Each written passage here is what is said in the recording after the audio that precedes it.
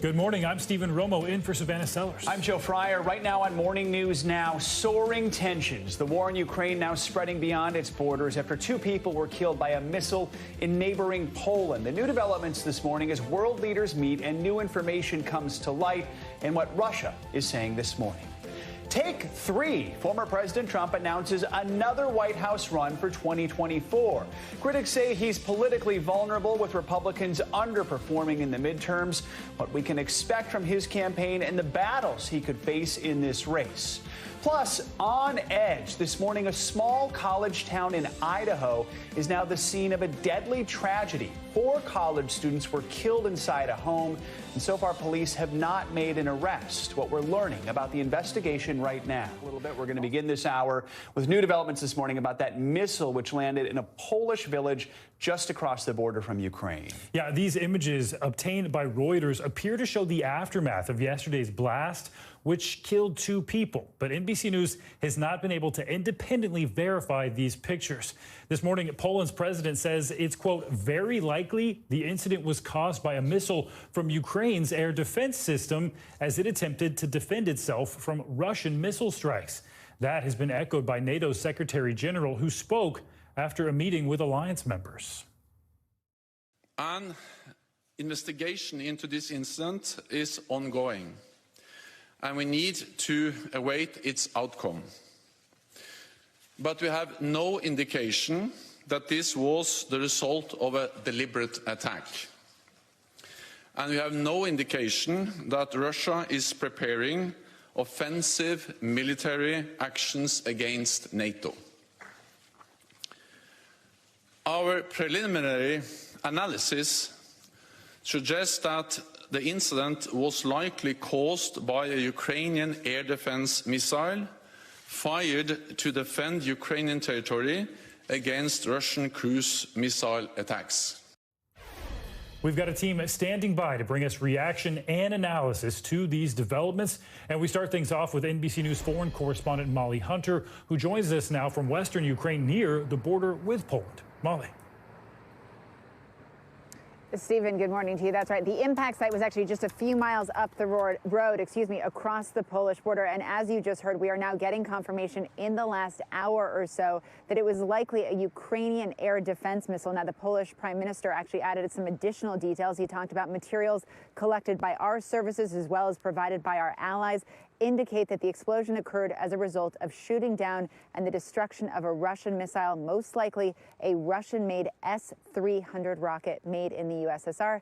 Take a look for more. Overnight, NBC News learning that preliminary indications suggest a Ukrainian air defense system was involved in this incident, according to a senior U.S. official and a European government official. The Associated Press also reporting 3 U.S. officials say that preliminary assessments suggest the missile was fired by Ukrainian forces at an incoming Russian one. Speaking in Bali at the G20 summit, President Biden saying it was unlikely the missile was fired from Russian territory. Mr. President, is it too early to say whether this missile was fired from Russia? There is preliminary information that contests that. I don't want to say that till we completely investigate. It's unlikely in the minds of the trajectory that it was fired from Russia, but we'll see. President Biden calling an emergency meeting of G7 and NATO leaders. If the missile did come from Russia deliberately, that would be a serious escalation and could trigger a military response, even from America. The U.S., along with other NATO countries, are bound to protect fellow NATO members like Poland. The tension ratcheting up as the world waits for answers. The Polish president saying the missile, which killed 2 Polish citizens on Tuesday near the border with Ukraine, was likely Russian-made, adding they have no conclusive evidence yet and the investigation is ongoing. Ukraine's President Zelensky saying firmly Russian missiles hit Poland, adding this is a Russian missile attack on collective security. This is a very significant escalation. But Russia's defense ministry calling it deliberate provocation aimed at escalation, saying their high-precision strikes were carried out only on Ukrainian territory, no closer than 20 miles from the Polish border. But Tuesday saw the broadest aerial bombardment of Russian missiles attacking Ukraine since the beginning of the war, including targeting the western city of Lviv, just 40 miles from the Polish border. The attacks striking critical infrastructure across the country, knocking out power to 10 million people, according to Ukrainian officials. In the capital of Kyiv, according to the city's mayor, Russian missiles struck 2 residential buildings and killed at least 1 person.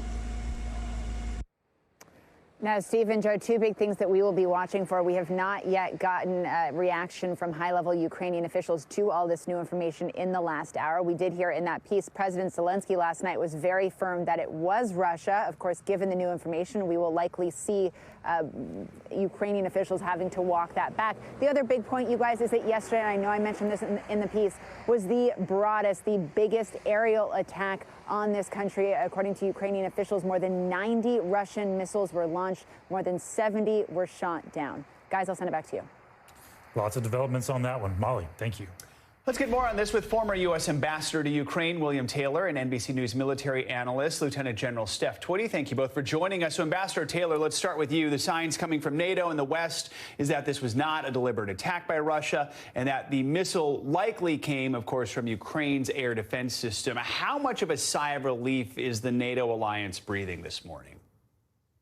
Well, Joe, it's certainly a good thing that this was not an intentional attack by the Russians. That's certainly. However, let's be very clear in terms of size of relief. This was an attack. The Russians attacked Ukraine all day yesterday and have been doing so for 9 months when an enormous barrage of missiles rained down on Ukraine. And yes, it sounds like this was an attempt by the Ukrainians to defend against that attack. So that's what we really keep our eye on. This is a continuing attack by Russia on Ukraine. Lieutenant General Twitty, I mean, this is the first time we've seen the war in Ukraine spill over into a neighboring country. How concerned should the West be about this? I mean, is this something that we could see happen more often, or do you think this was a pretty rare exception? Well, first of all, every day that this war goes on stands a chance of spilling over. We talked in previous sessions about you never know, it could be an inadvertent attack or a real attack on a NATO country. And so we must remember that every single day there are bombs flying on the periphery of NATO countries. And at any time, one can miss in Ukraine and come into whether it be Latvia, Estonia, Poland. And so there should be concerns that NATO may get pulled in this. And I think for this particular investigation, we just need to let it unfold, see what has happened, and go from there. Ambassador Taylor, we understand President Biden is going to try and ask Congress to provide $37 billion worth of aid to Ukraine. That could be a difficult task, depending on who ends up controlling the House, with Republicans expressing some skepticism about continued military support. So do you think incidents like what we've seen this week help or hinder Ukraine's case for more aid right now?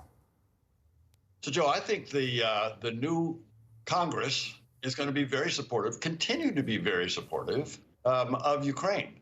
I think we're going to see, now that the elections have passed, the political season is mostly over, that we're now going to see again the uniting behind the Ukrainians.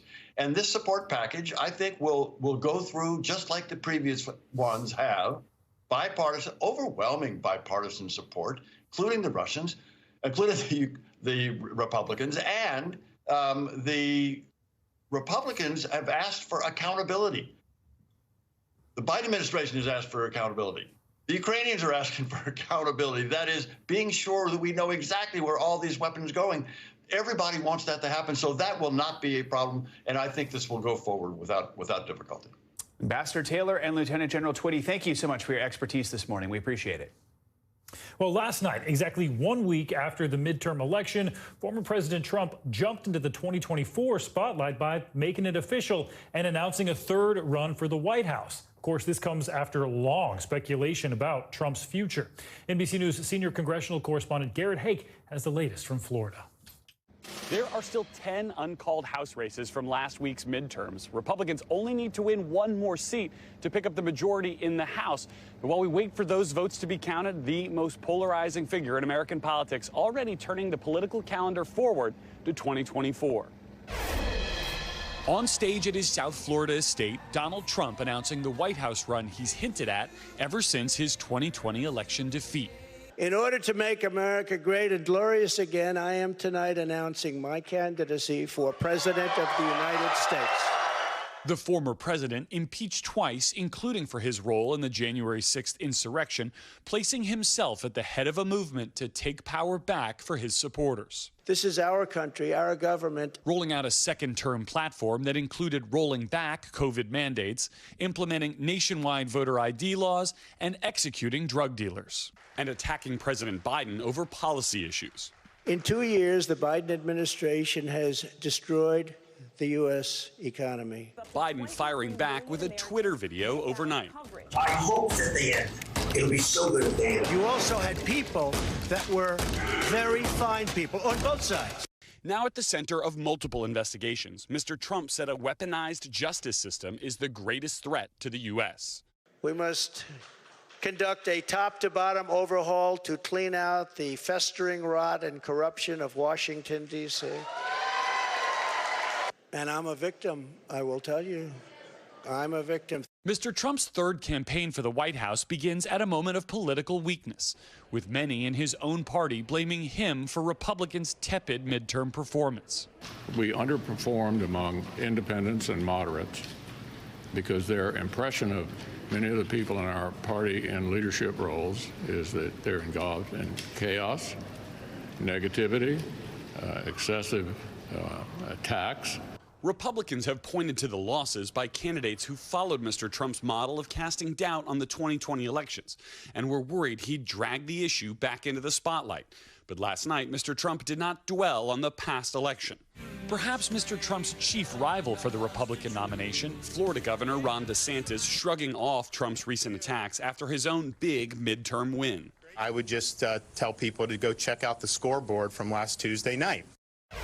Mr. Trump will have to run this race without one of his closest political advisors, his eldest daughter, Ivanka, who not only skipped last night's event, afterwards putting out a statement saying that while she loves and supports her father, she won't be engaging in politics going forward. All right, Garrett, thank you. Now, Trump's announcement comes at a time when the Republican Party is fractured and facing challenges from within, and it may be harder for Trump to win over Republicans this time around.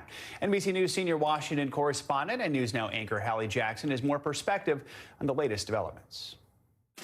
Hey there. So here you have now day one officially of Donald Trump's campaign for 2024. And listen, advisors that I talked to, people close to him, they are obviously happy with how the speech went yesterday. They feel like that is the message that he is going to be running on here. This idea of bringing back those 2016 vibes, going up against President Biden and the Washington establishment. Here's the issue, though. You don't have all Republicans on board this time. We are seeing concern. I've been interested to hear from former Trump administration officials who are very publicly going out and saying, hey, it is time for a new leader to step up. The other piece of this is not the same Donald Trump as 2016 Donald Trump, right? This is a president former president who has been twice impeached, whose actions incited a violent insurrection at the Capitol, whose midterm performance just a week ago and this past campaign season was seen as just dismal and disappointing for members of the Republican Party. The former president is pointing to the scoreboard saying, hey, 200-plus people he endorsed won their races. However, what he's leaving out is the context that the nearly 24 people he did endorse in key battleground states lost in a rejection by voters of this idea of election denialism.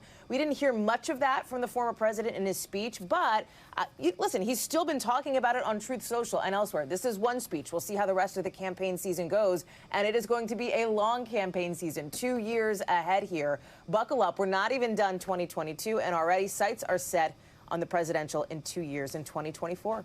Back to you. Seatbelts are on. Hallie, thank you so much. Speaking of which, now to NASA's historic launch. Early this morning, the agency's Artemis I mission lifted off into space after months of delay. Yeah, a long delay. That debut flight now clearing the path for NASA to eventually return astronauts to the moon for the first time in almost 50 years. NBC News correspondent Tom Costello joined us from the Kennedy Space Center with the latest. Tom, I probably didn't get much sleep last night, but I'm guessing you're not complaining. This much sleep last night, guys, but it was worth it. This was a spectacular launch and really one for the record books. Let me just tell you, this was the biggest rocket ever to take off from the Kennedy Space Center. And our building was shaking and the windows were shaking and all the car alarms were going off. I mean, it was spectacular, this acoustic shock wave that we all felt. This is a test flight to test out Artemis and the Orion spaceship. The bottom line, you probably missed it. You probably were not awake at 1:45. So let me show you what you missed. 3, 2, 1. Boosters in ignition. And liftoff of Artemis I. We rise together back to the moon and beyond. Roaring off Launch Pad 39B at the Kennedy Space Center, the next chapter in America's love affair with all things space.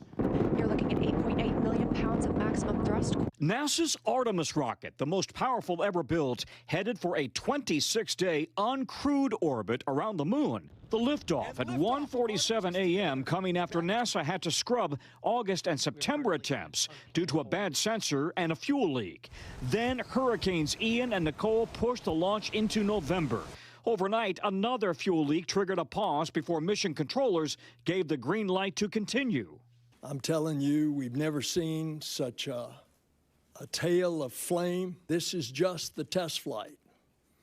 And we are stressing it and testing it in ways that we will not do to a rocket that has a human crew on it.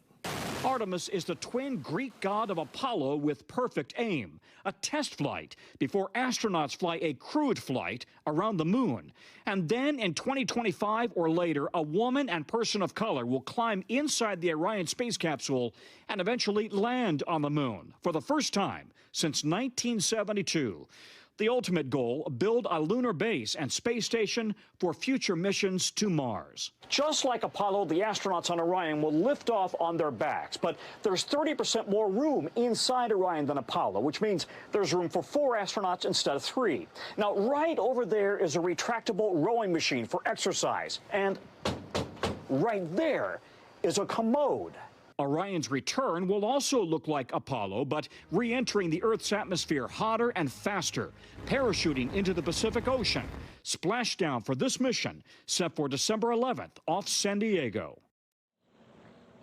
And that is a critical test right there. They need to make sure that the new heat shield on the bottom of the Orion spaceship, it will hold, because they're going to come in, as I mentioned, hotter and faster, 5,000 degrees, you guys. That's half the temperature of the sun. So they've got this new space shield, this new heat shield underneath Orion. They got to give it a test out on this flight to make sure it's safe for when humans are actually on board within a year or two. Back to you guys. Wow, very exciting. Tom Costello running off of excitement this morning. Tom, thank you. All right, I'm going to slide on my parka as we get a check on our morning news now weather. Meteorologist Michelle Grossman joins us with a check of the forecast. Hey, Michelle.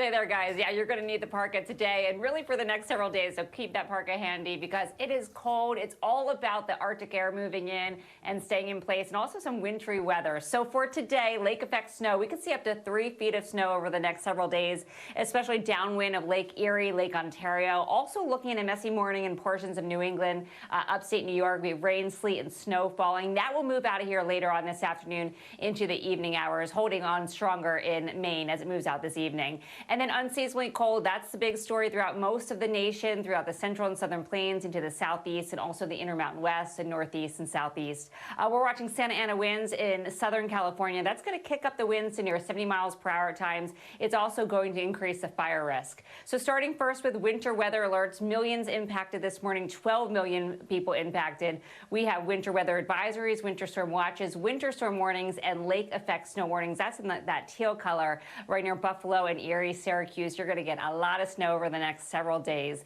And this is what it looks like on radar. You can see snow is already falling near the Great Lakes. Snow is falling also in upstate New York, portions of New England. And then sandwiched in the middle between the rain and the snow, we have some pink and purple. So we're seeing some sleet. We're seeing a mixture of snow and rain as well. And again, we're going to see a lot of snow. We could see up to 3 feet downwind of the Lake Erie, Lake Ontario over the next several days. Otherwise, we're looking at 3 to 6 inches of snow. We're also looking at some rain in some spots in New England, but that will be out of here. Here's that Arctic 1-2 punch. The first cold front comes through today. That's bringing that really frigid air. And then another one comes through later this week. That's going to reinforce the cold air in place. So, guys, we're talking temperatures that are 10, 20, even 25 degrees colder than normal for this time of year. It's going to feel like late January in many spots. Okay. Ooh, wow.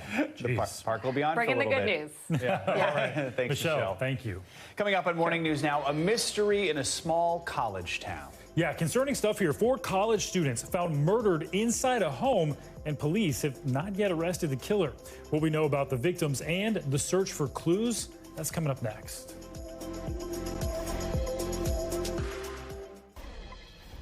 Welcome back. Idaho police are investigating the stabbing deaths of 4 college students who were all found inside a home. The small community is still coming to grips with what happened, and some say they now fear for their own safety. NBC News correspondent Gotti Schwartz joins us with the latest on this investigation. Gotti, good morning.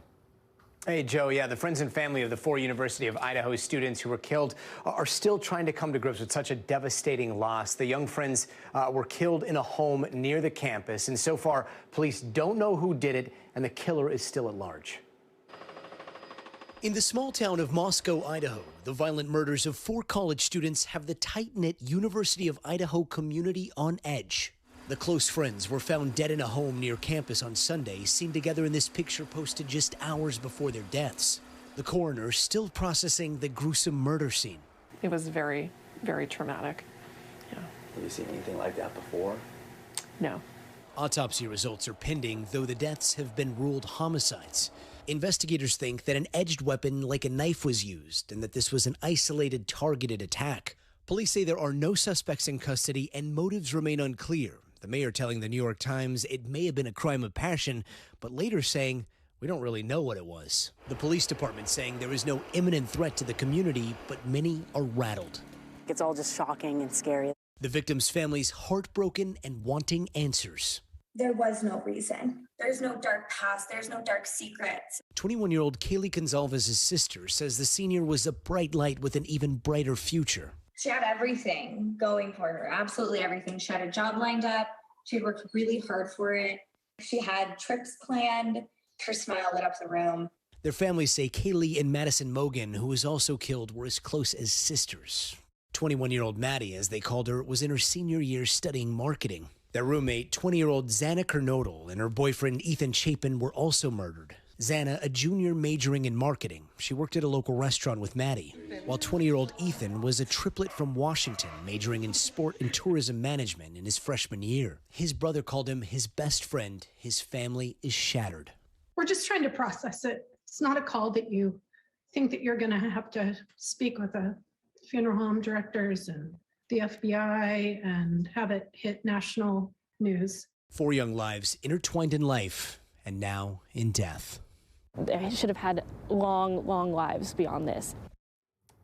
So police initially said crime of passion, then said they don't know what it was. So, Gotti, what's the latest word on any possible motive here? Well, right now, the question looming over this small town is who is the killer and how can there be a killer still on the loose? There's still no information on a possible motive. There are no suspects in custody. Again, investigators say they're not concerned about a wider threat to the community, and the FBI is now helping. But so many there today are asking, how can the community be safe if whoever killed 4 people is still out there? Guys? All right, Gotti, we know you'll stay on this. Thank you so much. Turning now to some international news. Turkish police have made more arrests in connection with this weekend's deadly bombing in Istanbul. NBC's Claudio Lavanga joins us from Rome with that and other world news. Claudio, good morning. Good morning. Yes, on Tuesday, Turkish Justice Minister said that more suspects were arrested in connection with the bombing on Sunday in Istanbul that killed 6 people and left several dozens others injured, bringing the total number of people arrested in connection to that bombing to 50 right now. Now, Turkish authorities blame the PKK, an outlawed Kurdish separatist group which has denied any involvement. Officials say that 6 of the wounded were still in intensive care and 2 of them were in serious condition. And let's go to Iran, where amateur footage allegedly shows terrified people fleeing for their lives as security forces opened fire across the platform in a subway station in Tehran. The video, allegedly shot on Tuesday, shows panicked citizens running and stumbling on each other while gunshots are heard being fired from the opposite platform. Amateur footage of protests in subway stations have recently been shared online, with women refusing to wear headscarves inside train carriages. And let's finally move to Japan, where international cruise ships will be allowed back on its waters for the first time since the start of the COVID-19 pandemic. Authorities in Japan were criticized in March 2020 after thousands of passengers were quarantined on a cruise ship for 2 weeks, during which 13 people died and more than 700 others were infected. Under the new guidelines, all crew members must have received 3 vaccinations shots, while most passengers will have to prove that they have at least 2 vaccinations against COVID-19, guys. All right, Claudio Lavanga, thank you. Coming up on camera and in her own words. Casey Anthony talks about her daughter Kaylee's death 13 years after being acquitted of her murder, who she's now blaming for what happened. That's next.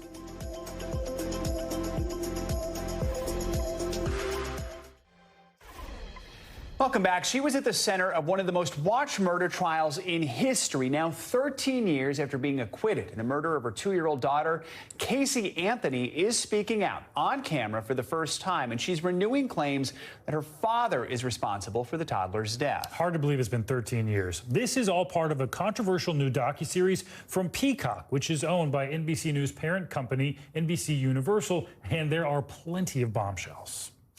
Here's NBC News correspondent Sam Brock now joining us with more on this. Good morning, Sam. Steve and Joe, good morning. You'll recall that this case gripped the nation for years. And at the very core of it, guys, was the question of how Casey Anthony could go 31 days without reporting the disappearance of her young daughter. Well, in this documentary, she says that she believed that the daughter was alive and well the entire time, acknowledging she did lie to police, but she says she could never harm Kaylee, pointing the finger instead at her father. For the first time on camera, Casey Anthony, the woman infamously accused and later acquitted of murdering her own daughter, Kaylee. As to the charge of first-degree murder, not guilty. Casey's never told her story. Is now addressing lingering questions more than a decade after that not guilty decision. 911, what's your emergency? My daughter's been missing for the last 31 days. Including why it took a month to report Kaylee's disappearance and what happened on the last day she saw her daughter. The only person in this world that matters to me still is my daughter. But I'm still defending the fact that I didn't hurt her. In a 3-part limited series, Anthony blames her father, George, for the tragic death, alleging that he staged Kaylee's drowning in order to cover up that he might have been abusing his granddaughter. She tells Peacock, owned by NBC Universal, which also owns NBC News, that the day Kaylee disappeared, she actually fell asleep with the 2-year-old child in her arms, only to be awakened by her father, later holding the lifeless child. In the series, Casey says, she was soaking wet. I can see him standing there with her in his arms and hand her to me and telling me that it's my fault, that I did that I caused that. But he didn't rush to call 911 and he wasn't trying to resuscitate her. For 31 days, Anthony says she thought her daughter was alive and well while she stayed with a boyfriend. She was perfect. But back in 2011, Anthony's defense team telling a different story, arguing in court that Kaylee was not killed, but drowned in the family pool. And after the child was found, he helped dispose of the body in order to cover up the death, something George Anthony repeatedly denied during testimony. Casey Anthony now admits she lied about a host of circumstances to police as a consequence of a fractured family life and a father who lawyers accused of sexually abusing her for years. I lied. But no one asked why. George Anthony also vehemently denied those abuse allegations in court and has never been charged with any crimes related to them. He has not responded yet to our new request for comment on the documentary. As one of the most controversial trials in recent memory, You do everything in your power to protect your daughter. deepens with another voice and another chapter. And guys, Casey Anthony was convicted of several charges, including lying to police. She served time behind bars for that. This full documentary is going to be available for air on November 29th on Peacock. Joe and Stephen, back to you. All right, interesting stuff. Sam, thank you. Well, this year marked 19 years since the Opportunity rover blasted off to Mars. Yeah, the little rover, lovingly referred to as Oppy, was sent to the Red Planet to conduct a 90-day mission, but ended up operating for 15 years. Now it's the subject of a new award-winning documentary entitled Good Night Oppy. Take a look. This is the very first time we breathe life into the rover. It's just a box of wires, right? But you end up with this cutish-looking robot that has a face. Oh, it's alive! It's time to fly. Ladies and gentlemen, you are privileged to be in one of the most exciting rooms on Earth at the moment. Rover diary. The signal from the vehicle is solid and strong. Opportunity is on Mars. What do we do next? Okay, I've got chills, and also Angela Bassett, my goodness. All right, so we're joined by the director of Good Night Oppy, Ryan White. Ryan, good to have you with us. I mean, congrats, first of all, because this was named Best Documentary Feature at the 7th Annual Critics' Choice Documentary Award Show. What a huge honor for you. Thank you. Congratulations. Thank you. Let's go back to the beginning. How did you hear about this? Why did you decide you wanted to make a film about it? So I grew up in Georgia desperately wanting to be an astronaut when I grew up, and I know that's not a rare childhood dream, and it is a dream that never panned out in life for me. And so once I became a nonfiction filmmaker, I was always looking for a story to vicariously relive that childhood dream. And then this idea was brought to me by Amblin Entertainment, which is Spielberg's company. And it was the opportunity to make a documentary about one of NASA's bravest and most innovative missions. And I said, sign me up. Do you feel like this is astronaut adjacent? Exactly, exactly. I'm getting to relive that childhood dream and feel like I'm on this journey with these rovers. Yeah, next best thing, that's for sure. One thing that really stuck out from that trailer was the scientists behind Oppy really seemed to think of Oppy as a family member. What was that relationship like? I think we thought at the beginning that the biggest challenge was going to be the human beings in the film. We knew the log line of the rover that was supposed to last for 90 days and survive for 15 years was pretty lovable and adorable. But I think we assumed that the human beings who worked on her would be, somewhat unemotional, perhaps academic type of people, and it was the exact opposite. These human beings that worked on her, especially as she continued to survive, grew an incredible emotional bond with this rover that, was almost like parent and child. As a filmmaker, I'm sure you set out with a vision of what you think you want to talk about or what you think people are going to say. Was there anything that surprised you as you were making this film? There's a huge scientific legacy to this story, and even as someone who was watching NASA missions from the outside, I didn't know a lot about our sister planet, Mars. And so our film looks at Opportunity and Spirit were sent there to find if water had ever existed on Mars, and they unequivocally found that during their time on Mars. And the two current rovers are exploring whether life could have existed on Mars. And so that scientific legacy will be a huge, it'll inform us for the rest of our lives on what could happen to our planet here. Fascinating. And so what do you hope people will take away from watching this film? I hope, especially young people, I'm hoping families will watch it together. I hope young people will see themselves represented in the faces that we have on screen. I think in our film we have 11 human beings. They're from all over the world, all walks of life. And so if you're a little girl in India and you're watching this film and you see a woman who grew up in India, Vandi Verma, who now drives a rover on Mars every day, and you might not have thought that that was a career that was possible for you, you might say, well, why can't that be me? Very cool. Inspiring message right there. Ryan White, congrats again on the award. Thank you so much. You can check out Good Night Oppy. It's now in select theaters, and then it'll be on Prime Video starting November 23rd. All right, coming up on Morning News Now, discovering the real fountain of youth. Scientists believe they found a way to reverse aging, and the secret may have been within us all along. That's next.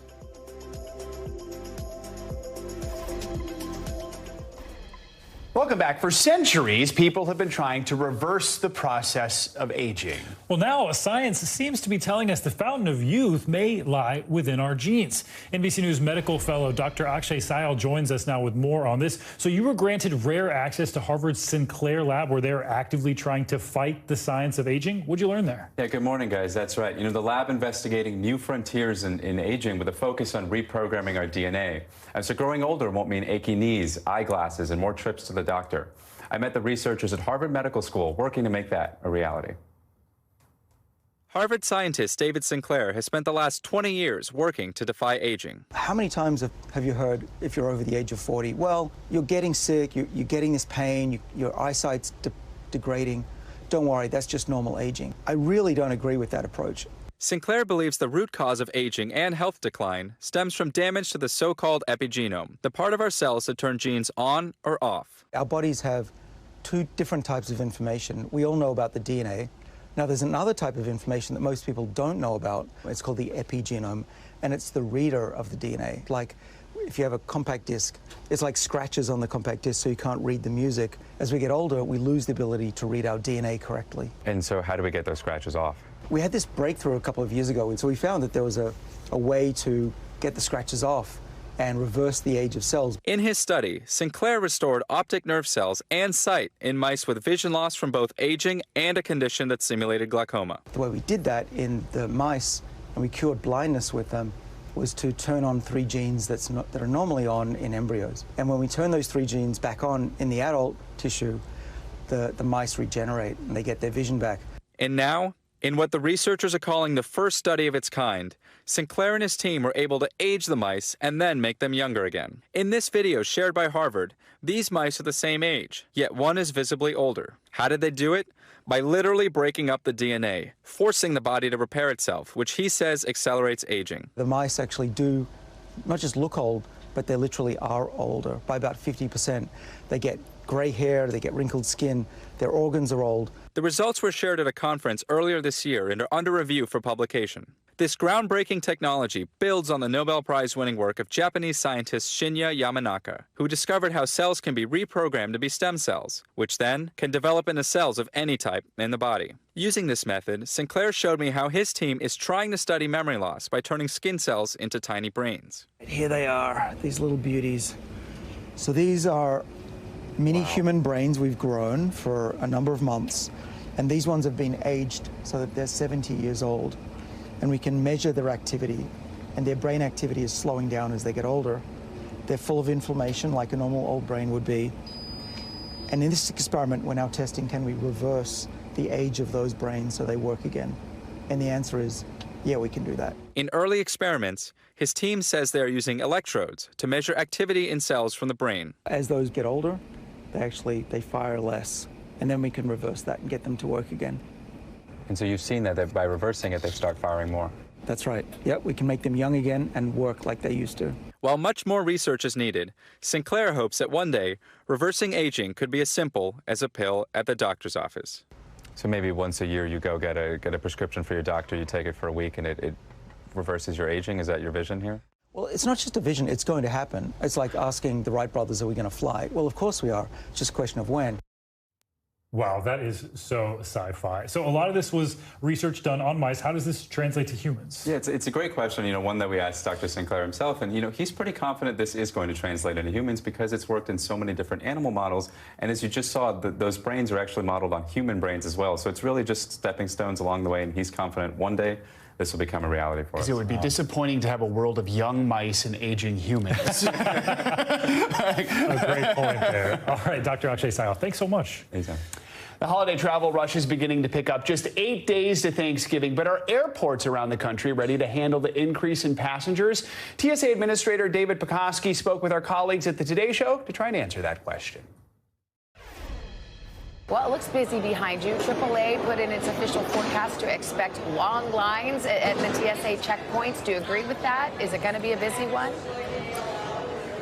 It's going to be busy. What I would say is that we're going to meet our throughput standards throughout the Thanksgiving holiday period. And for us, that's if you're a standard passenger, you can expect to wait 30 minutes or less on average. And if you're a pre-check passenger, generally 10 minutes, oftentimes 5 minutes or less. So, we measure things not by the length of the line necessarily, but by the wait for passengers. Well, that would be pretty speedy. I think people would be happy if that's the result you get. I read in some of the materials here that every available checkpoint will be operational. We've all been there when you stand in a long line and then you look over and there's a checkpoint that's empty and unstaffed. Are you saying that's not going to happen this holiday season and Thanksgiving? That won't happen this holiday season. I mean, when you look at Thanksgiving holiday, for example, you mentioned it's about 10 days long. We can staff up and sustain higher levels of staffing through that 10-day period. Where it gets harder for us is when you have like a 12-week summer travel period. That gets harder to do that. But we're ready. We're fully staffed at the checkpoints for this coming holiday. And our thanks to Savannah Guthrie and Mr. Pekoski for that interview. All right, financial headlines now. Planning a trip to Disney World? Well, you may want to get your park tickets before they get more expensive. CNBC's Silvana Henao joins us with that and other money news. Silvana, good morning. Good morning to you. Yep, you do want to get those tickets because Disney World is raising prices for daily tickets starting December 8th. The minimum one-day price for the Magic Kingdom will rise nearly 14%. From $109 to $124 and reach a maximum of $189 during the Christmas holidays. It's the first price hike since 2018. The park is also introducing date variable pricing for its Park Hopper add-on. Annual passes, which have been suspended for more than a year, will also be going up in price. Now, Disney says guests can still book trips ahead of December 8th with the current lower pricing. Apple plans to source chips for its devices from a factory that's under construction in Arizona. Bloomberg says CEO Tim Cook recently told people in an internal meeting the company will buy chips from the plant, which is expected to open in 2024. Now, it's likely the facility being built by Taiwan Semiconductor, which is Apple's chip partner. Apple is trying to reduce its reliance on chip manufacturing from Asia. And a lot of people are listening to podcasts. New data from the third quarter of this year shows 18% of Americans 13 years and older listen to a podcast every day. That's up 15% from a year ago and double the rate it was in 2018. Podcasts account for a quarter of all spoken word audio consumed, which analysts say gives content creators the opportunity to grow the amount of time people listen, guys. All right. Savannah, very cool. Thank you so much. You got it. It is time to talk turkey, and not in the way you might think. Thanksgiving is just over a week away. Well, that would be scary news for turkeys everywhere. For some lucky birds, it just might be the most exciting time of the year. Yeah, that's because the folks at the Gentle Barn Animal Sanctuary are hosting their annual Gentle Thanksgiving, where guests don't carve turkeys. Instead, they cuddle with them. Yep, cuddle. For more on this, we are joined by the founder of the Gentle Barn, Ellie Lax. Ellie, thank you so much for joining us. I mean, turkeys don't exactly jump to the front of mind when we think of what are the most cuddly animals. So tell us more about the Gentle Barn, how you came up with this idea for the Gentle Thanksgiving, and do you have to wear goggles? I feel like you'd have to wear goggles. So the Gentle Barn is a national organization located in Los Angeles, California, St. Louis, Missouri, and Nashville, Tennessee. We rescue severely abused and neglected animals that have nowhere else to go, bring them in, rehabilitate them, and when they're ready, connect with them to heal people with the same stories of trauma and connect people to the magic and love of animals. It was 20 years ago when I rescued my first female turkey. She was following me around the barnyard while I was doing my chores, talking to me. And after a while, I became concerned. Maybe she needed something or was trying to tell me something. So I put down my rake, sat down on the floor, and I said, "What's the matter, girl?" And she crawled into my lap and fell asleep. And we've been cuddling turkeys ever since. Wow, 20 years of loving turkeys. I love that so much, Ellie. I was just going to ask, so with all that experience with turkeys, what do you think people should know about turkeys that maybe they don't right now? Yes, I think people need to know that turkeys are so much more than a meal. The males love to show off and be called handsome, and they'll strut and show off their stuff as long as you're looking. And female turkeys are just as affectionate and loving as any cat or any puppy dog that will be so happy to curl up in your lap and lay there for as long as you'll allow them to. And our turkeys at the Gentle Barn often bring our visitors to tears, never having realized how sweet and loving they really are. So Gentle Thanksgiving, I guess it's more than just turkey cuddling, although that seems like a pretty good experience right there. What else does it include? Yes, people can come out and, of course, cuddle the turkeys. But as well as that, we get to feed the turkeys pie and their favorite treats. There'll also be pie and hot apple cider for our guests. And we'll also be able to participate in a drum circle. The turkeys are eating pie. I feel like that's something in like a Far Side cartoon or something like that. It really sounds like it. All right, Ellie Lax, thank you so much. Very cool. Appreciate you taking some time to talk with us. Yeah, thanks for having me. We're back with potentially some exciting news for fans of Disney's The Princess Diaries. Plans are reportedly in the works for a third installment of the film, according to The Hollywood Reporter. Actress Anne Hathaway, who starred as Princess Mia in the first two movies, has not officially committed to the project, but she has expressed her interest in the past. The Princess Diaries was a box office hit back in 2001. So was the 2004 follow-up, The Princess Diaries 2. Royal Engagement. Of course, The Princess Diaries is about an American teenager who finds out she's heir to the throne of a fictional European kingdom. Now, fans are crossing their fingers, hoping Princess Mia returns. Thank you. So that does it for this hour of Morning News Now. But your news continues right now.